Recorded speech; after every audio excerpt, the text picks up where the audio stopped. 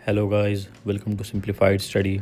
इस वीडियो में हम देखेंगे बाइनोमियल डिस्ट्रीब्यूशन, डिरेंजमेंट प्रोबेबिलिटी और uniform space distribution for uncountable probability cases.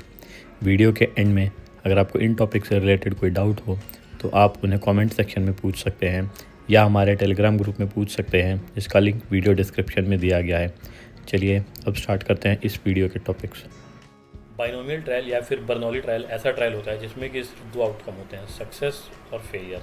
Success का मतलब होता है कुछ स्पेसिफिक कंडीशंस का मीट कर जाना, और फेलियर का मतलब होता है कि नॉन अकरेंस ऑफ सक्सेस, मतलब सक्सेस का ना होना। सक्सेस और फेलियर आपस में कॉम्प्लीमेंट्री इवेंट्स होते हैं, तो इस वजह से अगर प्रोबेबिलिटी ऑफ सक्सेस हमारी p है तो प्रोबेबिलिटी ऑफ फेलियर ये हो जाएगी q = 1 - p। और बाइनोमियल ट्रायल में एक दो खासियत और होती है। सबसे पहली तो ये कि नंबर ऑफ़ ट्रायल अगर एक से ज़्यादा हो तो भी प्रोबेबिलिटी ऑफ सक्सेस और फेलियर अनचेंज होते हैं, मतलब कि सेम रहते हैं, और हर ट्रायल जो है वो दूसरे ट्रायल से इंडिपेंडेंट होता है। Probability of getting k success out of n trials, इसको हम डिनोट करते हैं इस तरह से, px = k। In general px = k, इसका फॉर्मूला होता है nck × p⁴k × q⁴n - k। इसका मतलब होता है कि अगर हमारे पास टोटल n ट्रायल है तो उसमें से हमने k ट्रायल्स को चूज़ किया जिसमें कि हमें सक्सेस मिली। हर ट्रायल की प्रोबेबिलिटी p है, तो यहाँ पे ये जो हमने डिवीज़न किया ये nck वेज में हो गया, और फिर हर एक ट्रायल जिसमें कि हमें सक्सेस मिला वो p है, तो p⁴k हो गया सक्सेस, और जो n - k है उन सब में हमें फेलियर मिला तो ये हो जाएगा q⁴n - k। तो इस तरह से ये तीनों नंबर्स आपस में मल्टीप्लाई हो जाएंगे। इसको ये जो हमारा टर्म है nck × p⁴k × q⁴n - k, ये एक्चुअली में हम देखेंगे तो ये k + 1th टर्म है इस बाइनोमियल एक्सपेंशन p + q⁴n। इसीलिए इसको बाइनोमियल ट्रायल भी कहा जाता है, क्योंकि ये बाइनोमियल एक्सपेंशन के फॉर्मूला से रिप्रेजेंट होता है। एक एग्जांपल हम देख लेते हैं। What is the probability of getting 4 heads in 10 tosses of N unbiased coin. अब कॉइन अनबायस्ड है तो इसका मतलब प्रोबेबिलिटी ऑफ सक्सेस यानी कि गेटिंग हेड p, ये हो जाएगा हमारा 0.5, और यही हमारा q भी रहेगा। तो इस वजह से प्रोबेबिलिटी ऑफ गेटिंग 4 हेड्स ये हो जाएगा हमारा 10c4 × p⁴ × q⁴6। तो ये हो जाएगा इस क्वेश्चन का आंसर। अगर हमसे पूछा जाए कि probability of getting at least k successes, तो यहाँ पे ये हो जाएगा px > k। इसको हम सेम तरीके से डिनोट करेंगे nCr p⁴r × q⁴n - r, बस यहाँ पे साथ में ये समेशन हो जाएगा। r हमारा k से लेके n तक जाएगा, क्योंकि मिनिमम हमारे k सक्सेसेस होने चाहिए। सिमिलरली अगर हमसे कोई पूछा जाए कि probability of getting at most k successes, तो वहाँ पर ये सेम चीज़ रहेगी, बस यहाँ पे ये जो समेशन है ये r हमारा 0 से लेके k तक हो जाएगा।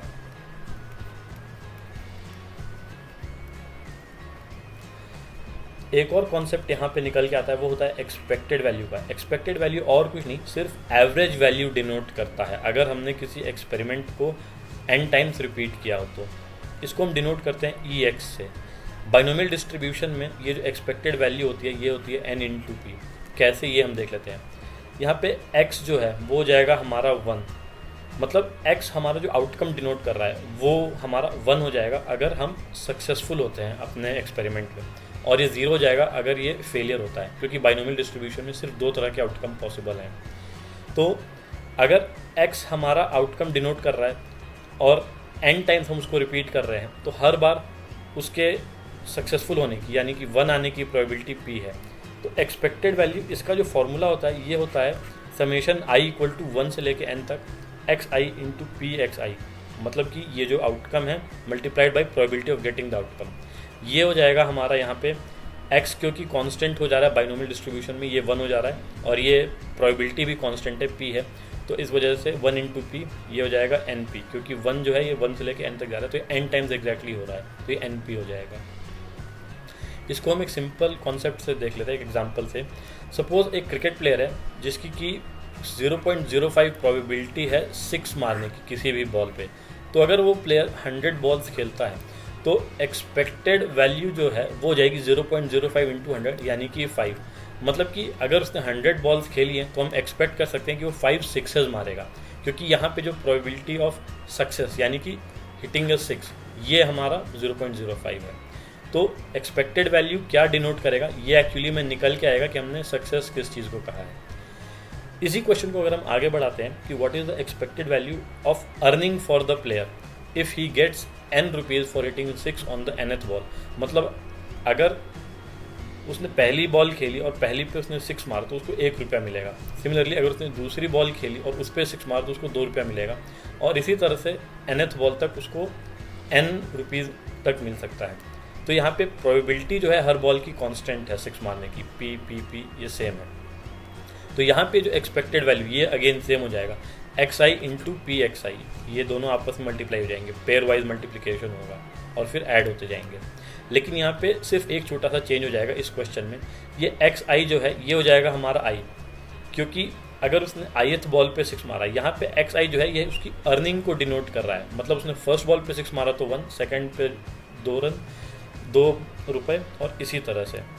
तो इस वजह से अगर उसने xi जो डिनोट करेगा वो i हो जाएगा, और प्रोबेबिलिटी जो है वो कांस्टेंट है तो i इंटू पी, तो कांस्टेंट है तो इस वजह से ये समेशन के बाहर आ जाएगा और ये हो जाएगा p into summation i equal to 1 to n for i।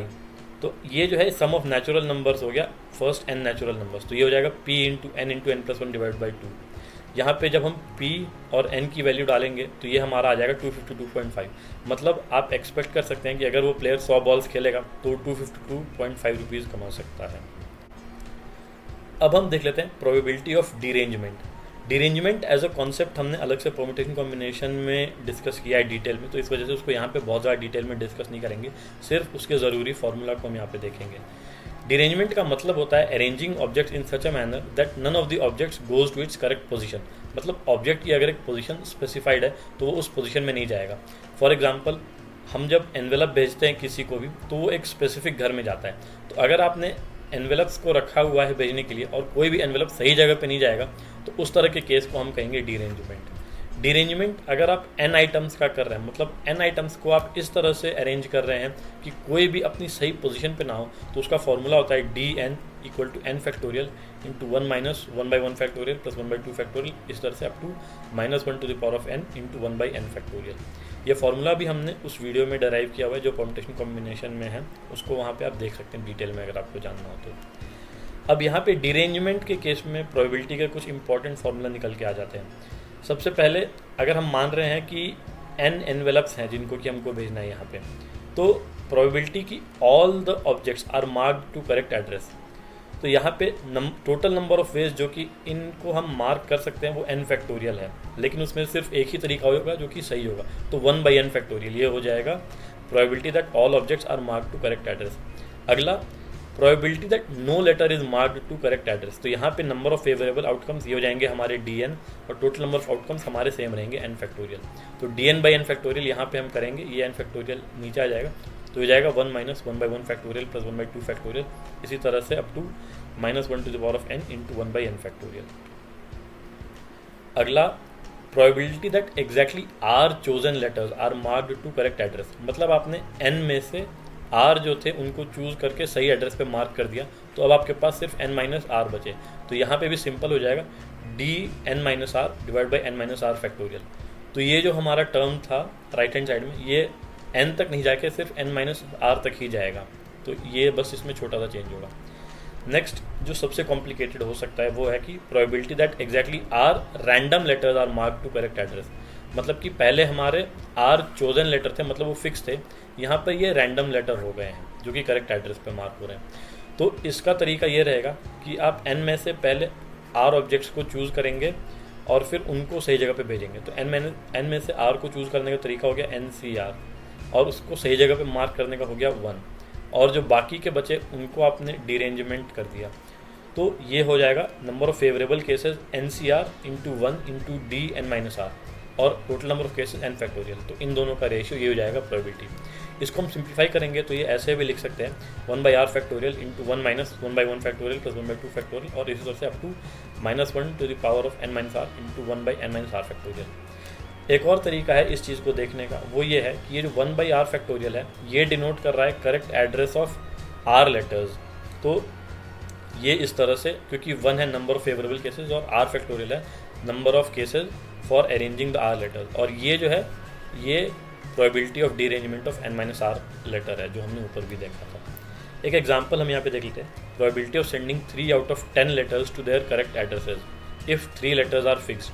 तो अगर 3 लेटर हमने फिक्स कर दिए हैं तो इसकी प्रोबेबिलिटी ये हो जाएगी हमारी D7 डिवाइड बाई 7 फैक्टोरियल। इसी तरह से अगर हमने 3 लेटर को रैंडमली चूज़ किया है तो वो हो जाएगा हमारा 10C3 into 1 into D7 divided by 10 factorial, जिसको कि हम यहाँ पे दूसरे तरीके से भी लिख सकते थे। अब हम एक और स्पेशल केस देख लेते हैं प्रोबेबिलिटी का, अनकाउंटेबल यूनिफॉर्म स्पेसेस का। इसको हम एक एग्जांपल से समझ रहे हैं ये क्या चीज़ है।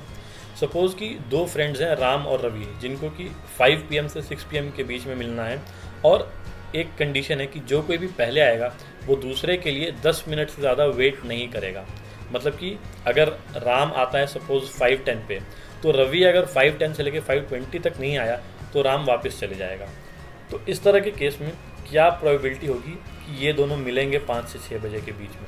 अब यहाँ पे हम कुछ काउंट नहीं कर सकते, क्योंकि टाइम को आप काउंट नहीं कर सकते। कोई अगर सोचे कि हम सेकेंड्स या मिनट्स में काउंट कर सकते हैं तो ऐसा नहीं है, क्योंकि टाइम को आप और फर्दर ब्रेक कर सकते हैं, mini second, micro second, nano second etcetera. तो इसलिए यहाँ पे ये नंबर ऑफ फेवरेबल आउटकम और टोटल नंबर ऑफ आउटकम को हम डायरेक्टली नहीं देखेंगे, एक इनडायरेक्ट वे में देखेंगे। किस तरह से हम देखेंगे यहाँ पे समझ लेते हैं एक बार। सपोज़ कि रवि जो है वो एग्जैक्टली 5 PM आ जाता है, तो राम के पास आने के लिए 5:10 तक का टाइम है। अगर वो 5:10 तक आ गया तो ये दोनों मिल जाएंगे। इसी तरह से रवि अगर 1 मिनट लेट होता है, यानी कि 5:01 तक आता है, तो इसके पास भी 1 मिनट एक्स्ट्रा हो जाएगा राम के पास आने के लिए, वो 5:11 तक आ सकता है। तो इस तरह से करते करते जैसे जैसे इसका 1 मिनट बढ़ेगा, यहाँ पे इसके पास भी 1 मिनट बढ़ता जाएगा। तो यहाँ पे एक स्ट्रेट लाइन हम लोगों को दिख रही है बनती हुई, जिसका कि 45 डिग्री का स्लोप रहेगा। अब इस केस में एक और चीज़ जो होगी वो ये रहेगी कि अगर राम ये 5:10 के बाहर आता है तो फिर नहीं मिल पाएंगे। मतलब कि ये जो सारा एरिया है ये अनफेवरेबल हो गया। इसी तरह से अगर हम मानते हैं कि राम पहले आता है और वो रवि का वेट करता है, तो सिमेट्री की वजह से ये भी जो है ये भी अनफेवरेबल केसेस हो गया। मतलब कि यहाँ पे जो ये वाला एरिया बचा हमारा, यही सिर्फ फेवरेबल एरिया है। ये एरिया जो है BCDFOE, ये जो एरिया है BCDFOE ये हमारा फेवरेबल है, और टोटल एरिया जो है वो है ACGO। तो इस क्वेश्चन में जो हमारा प्रोबेबिलिटी होगा वो हो जाएगा ये area BCDFOE divide by area ACGO।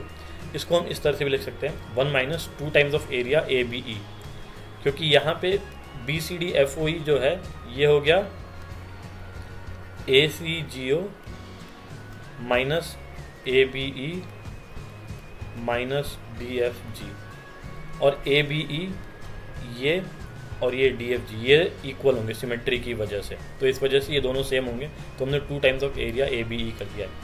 तो ये इस तरह से भी हम लिख सकते हैं। अब यहाँ पे ये टोटल 60 मिनट का टाइम है, उसमें से ये 10 मिनट हमारे हट गए, तो ये बचते हैं 50 मिनट। सिमिलरली यहाँ पर भी जो है हमारे बचते हैं 50 मिनट, क्योंकि ये 45 डिग्री एंगल पर है, तो ये और ये दोनों इक्वल होंगे। तो इसको हम सिंपल लिख सकते हैं 1 - 2 into half of 50 into 50 divided by 60 into 60। तो इसको हम लिख सकते हैं 1 - 25/36, इसको हम लिख सकते हैं 11/36। तो इस क्वेश्चन का आंसर होगा 11/36। लेटेस्ट वीडियोस के लिए हमारे चैनल को सब्सक्राइब कीजिए। Thank you.